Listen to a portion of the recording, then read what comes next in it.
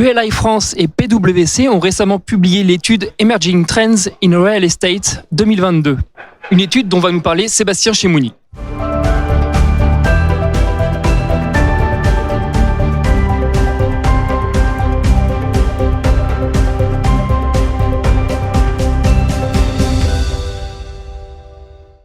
Bonjour Sébastien Chemouni. Bonjour Benoît, merci de cette invitation sur votre plateau. Pas de souci. Pour rappel, vous êtes président de ULI France et vous avez récemment publié une étude avec PwC. Quels sont les principaux enseignements de la fameuse étude Emerging Trends in Real Estate 2022 ?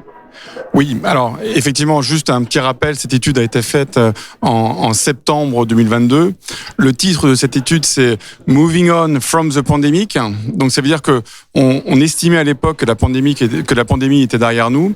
Et juste à titre de rappel, en 2021, donc en septembre 2021, le titre de cette étude était un impact incertain. On ne savait pas en fait où est-ce que cette crise sanitaire allait nous amener.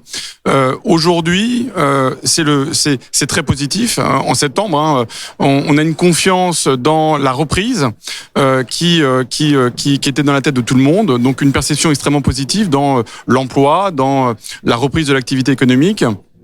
On le voit par une croissance du PIB à Q3 en France de 6,75%. C'est pas mal de décennies qu'on n'a pas vu ça. Et effectivement, c'est la première étape qui est une espèce d'euphorie et une reprise de l'activité. On a mis la pandémie derrière nous.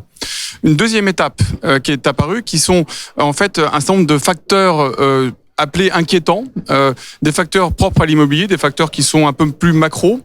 Sur les facteurs macro, alors assez paradoxalement, le premier facteur, c'est la cybersécurité, parce qu'on se digitalise, mais sans pour autant, en parallèle, penser à la sécurité cyber. Donc ça amène des risques. Mais également des facteurs liés à l'inflation, liés au taux d'intérêt notamment.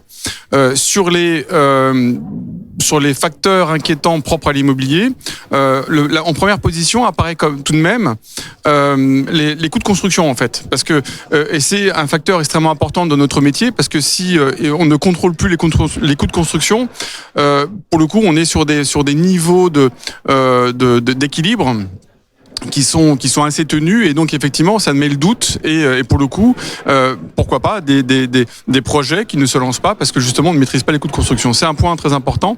Accessoirement, il y a aussi la disponibilité de produits qui est important dans les facteurs inquiétants, parce qu'on va pouvoir croître et acheter des produits immobiliers qui nous correspondent.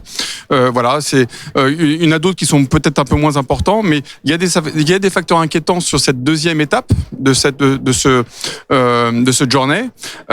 Et la troisième étape, c'est plutôt les facteurs long terme.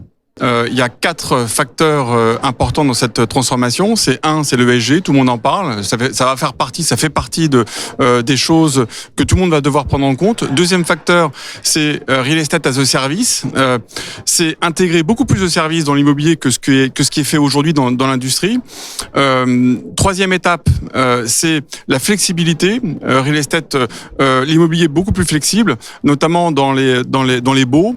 Les locataires veulent pouvoir partir quand ils veulent d'un immeuble, veulent pouvoir s'agrandir, veulent pouvoir réduire quand ils veulent. Il y a des progrès à faire là-dessus, et surtout il faut réfléchir à respecter les équilibres économiques. Si en face un locataire peut avoir un immeuble durable qui respecte tous les derniers standards, c'est que l'investisseur, le propriétaire de l'immeuble, a investi beaucoup d'argent, et effectivement en face de ces investissements, l'investisseur veut des rendements sur le long terme. Le quatrième élément, c'est les changements structurels long terme d'usage. C'est comment travailler, comment consommer, comment vivre. On parle beaucoup du co-living, qui est une façon de vivre différente dont on n'entendait pas parler il y a quelques années. On parle beaucoup de télétravail, qui existait depuis plusieurs années, mais qui a pris un essor particulier depuis 1 an, et qui va changer fondamentalement la façon dont les entreprises vont fonctionner aujourd'hui. Cette étude met aussi en avant l'attractivité de Paris. Pourriez-vous nous en dire plus ? Oui, alors Paris est en 3e position, ce qui est très bien, parce que c'est 3e position après Londres et Berlin. Paris reste attractif, c'est un réseau de transport très important, c'est une accessibilité sur des produits immobiliers très forte. C'est aussi le fait qu'on ne puisse pas beaucoup construire à Paris, donc il n'y a pas beaucoup de compétition, et c'est donc un taux de vacances qui est bas aujourd'hui et qui a historiquement qui a été toujours très très bas.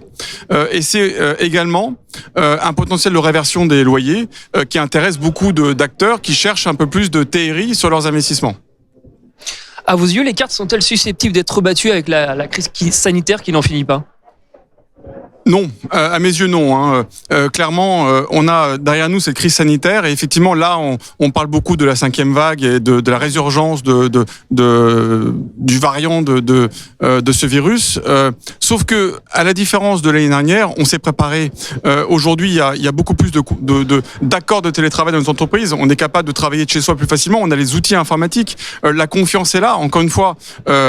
On est sur une croissance économique très forte pour cette année qui n'est pas uniquement une année de rattrapage de l'année dernière. Je rappelle que l'année dernière, on a perdu 8,1% de PIB. On prévoit d'en récupérer 6,8 cette année, mais 4,5 l'année prochaine. Donc ça va au-delà de ce qu'on a perdu l'année dernière. Donc on est sur une croissance très très forte et je pense que c'est lié au fait que, in fine, le fameux quoi qu'il en coûte du gouvernement a fonctionné, quoi qu'on en dise par rapport à la dette, ça a fonctionné et a démontré qu'effectivement le gouvernement était capable de faire face à une crise et de nous laisser en fait pouvoir travailler comme avant. Sébastien Chemouni, merci beaucoup pour cette intervention. Je vous en prie, merci à vous. Et à très bientôt sur BITV.